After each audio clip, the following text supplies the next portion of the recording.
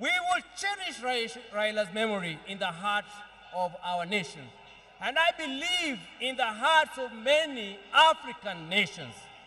Fare thee well, our champion, our freedom fighter, our Baba. You have fought the long fight. You have finished the odious race. You have kept the unshakable faith. Your work here is done. The struggle continues.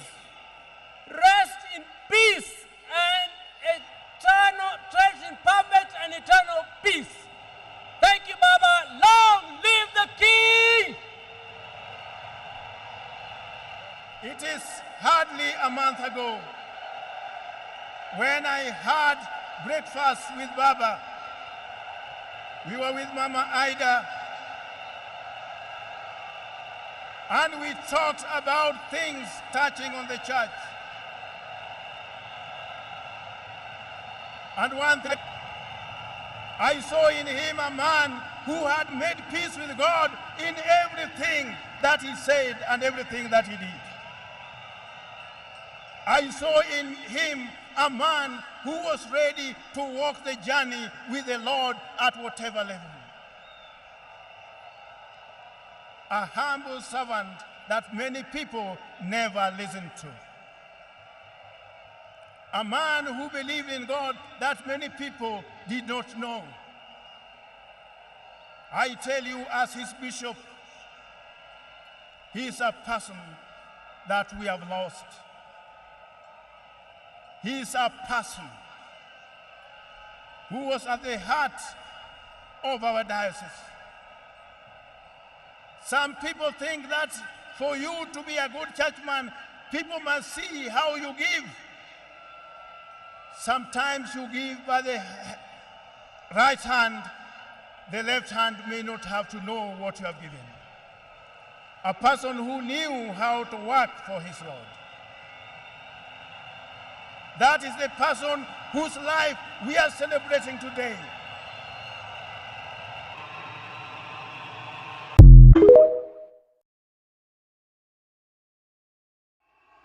Baba Raila Amolo Odinga never used the power of his wallet as a convincing tool to others, but he used the power of persuasion. He used the power of persuasion. He used the power of the word.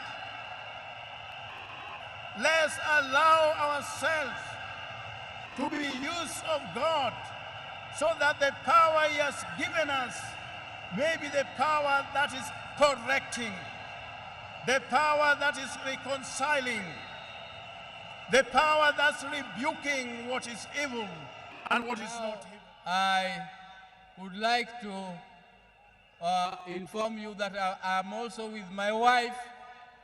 My wives, I am a general. I have two of them.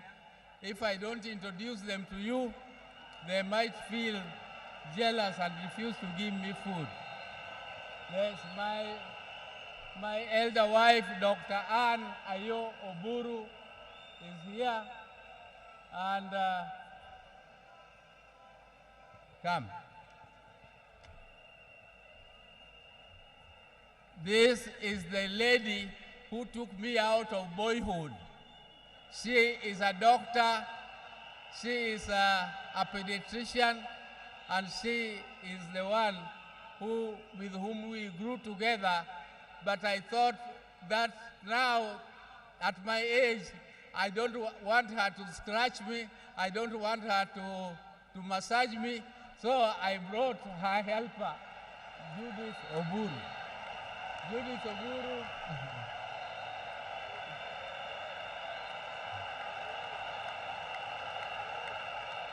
Judith Oburu here works with NSSF, and she is also a professional. So thank you very much. Your Excellencies, we have come here to mourn.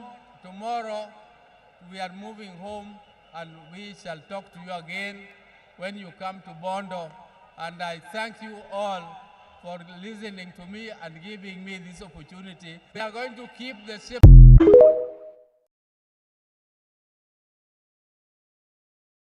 Today, as we celebrate his life, I choose to remember not only the leader the world knew, but the father I loved with every fiber of my being.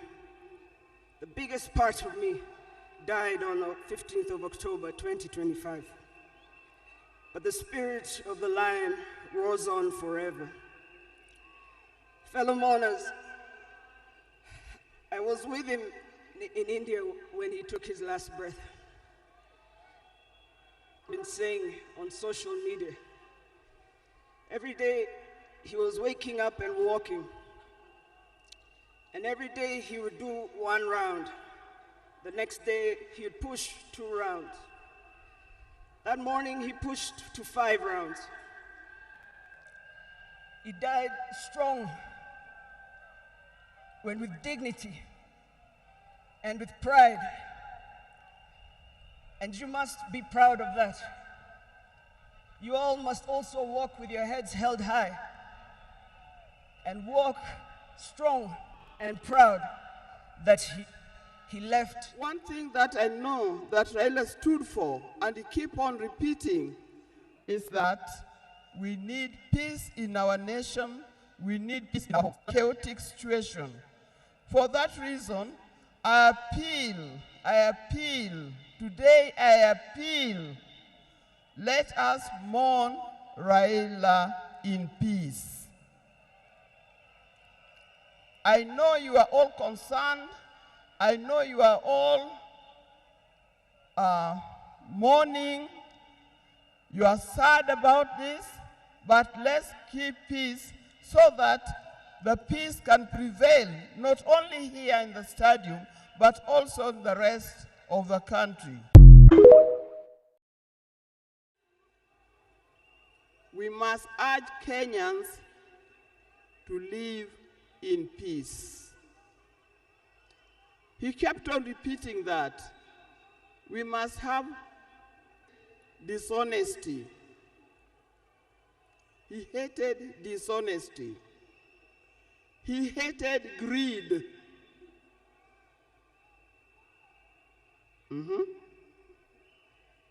The greed that leads to stealing from the public coffers, that leads to corruptions. That's the kind of thing that Raila would not have liked to see. So, you people, you can come, and those who are watching us from other places, I thank you for standing with this family.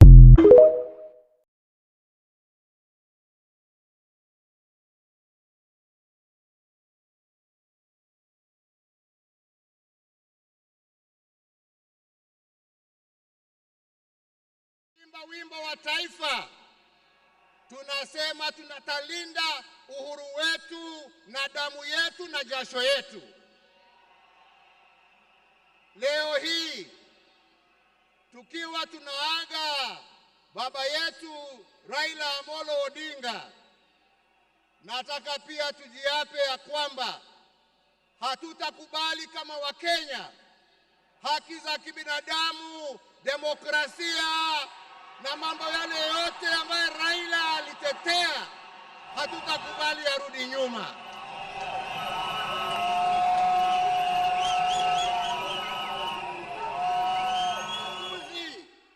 Na kuhakikisha ya kwamba wananchi kule mashinani wana uwezo ya kujiongoza na kujitawala na kuwa na viongozi ambao wanatekeleza shida za wananchi kule chini.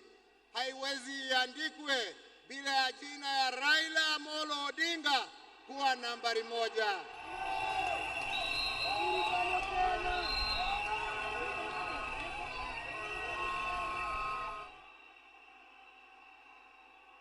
In short, nasema vipi? Nasema hivi, Raila ametuacha kimwili, lakini ndani za roho yetu, ndani ya spirit ya Kenya, ataendelea kuishi miaka na miaka. Vile tumeambiwa hapa, tulimjua kwa majina tofauti tofauti: Agwambo, Jacob, Tinga.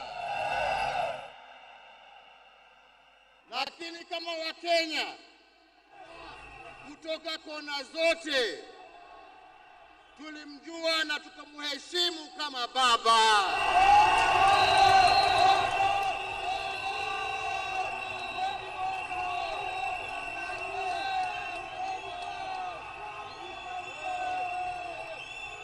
Na tulimuita baba kwa sababu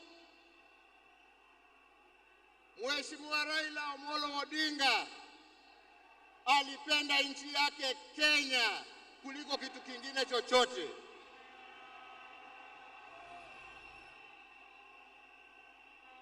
Mheshimiwa Raila Odinga alikuwa baba wa wote, hakuwa na ukabila, na alipenda nchi na wananchi wa Kenya wote.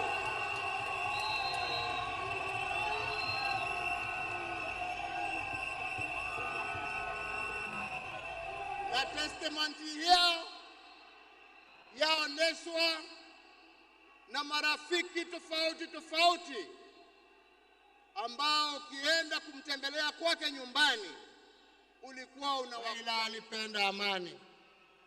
Raila alipenda umoja wa taifa letu. Raila alifurahia akiona Wakenya wakiungana, wakishirikiana, wakijenga taifa lao pamoja. Raila alikuwa mtetezi wa haki ya kila mtu. Pahali ambapo alikuwa anaona hakuna haki, Raila ndio alikuwa wa mbele hapo kuhakikisha ya kwamba haki zimepatikana. Na wenzangu, nawaambia hivi, tunawakumbuka wakina Mzee Jomo Kenyatta na Jaramogi Odinga kwa kutetea uhuru wa nchi yetu.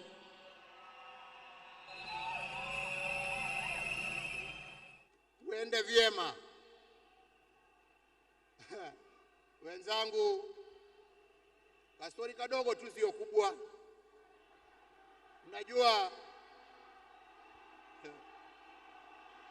Unajua saa ingine baada ya kazi tukiwa tulia kidogo hapo nini, tunapewa kitu kidogo hapo. Kwani mnacheka? Mimi kitu kidogo nasema uji na chai.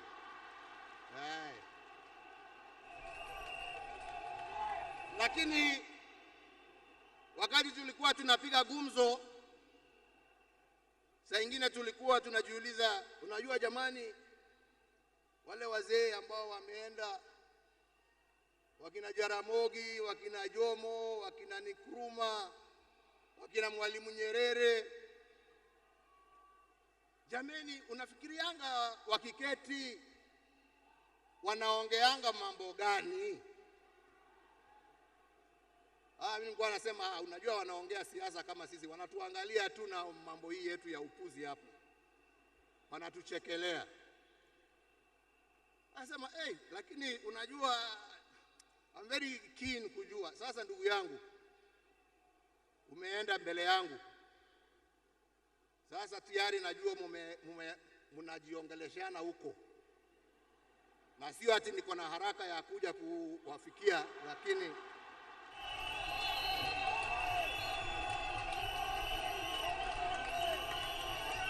bado tunataka tutulie kidogo. Mwenyezi Mungu atusaidie, lakini najua wakati wetu tukifika utakuwa hapo kutuambia njia ya kutembea hizo mabarabara za huko.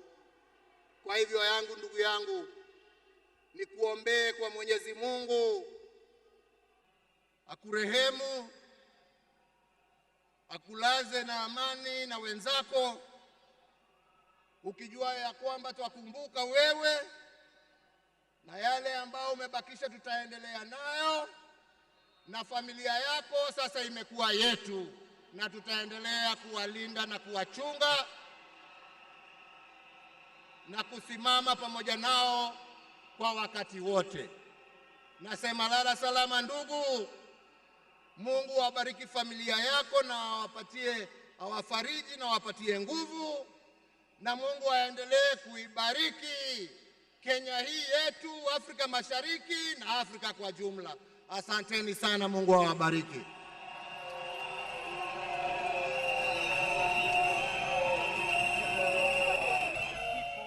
Goodness. Fellow monarchs, one of the Honorable Raila Odinga's favorite songs was Jamaica, Farewell by Harry Belafonte, a melody of longing and gentle sorrow. He often broke into a dance and with a big smile sang, "Round the Bay of Mexico, where the sun shines daily on the mountain top, I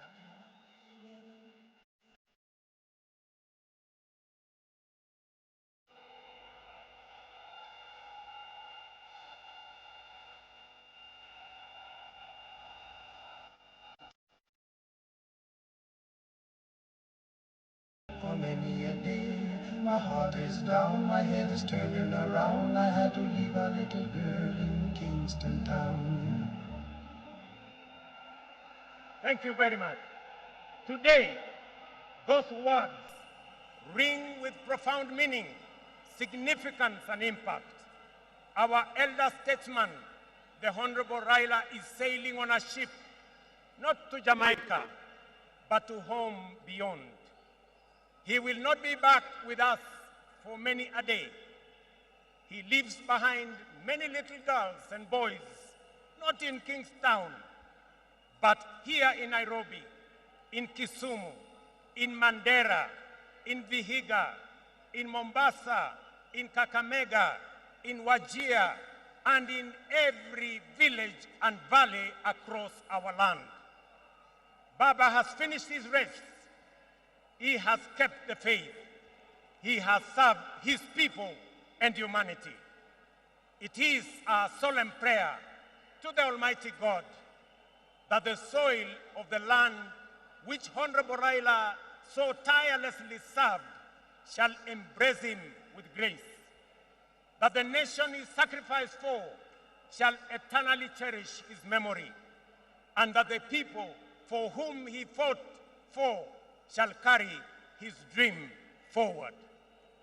Ladies and gentlemen, fellow citizens, when a man of the stature of Baba, a towering patriot, a relentless reformer, a visionary statesman, and a selfless servant of the people departs from among us, when a mighty bongo tree falls among us, we are left a life so immense in purpose and impact.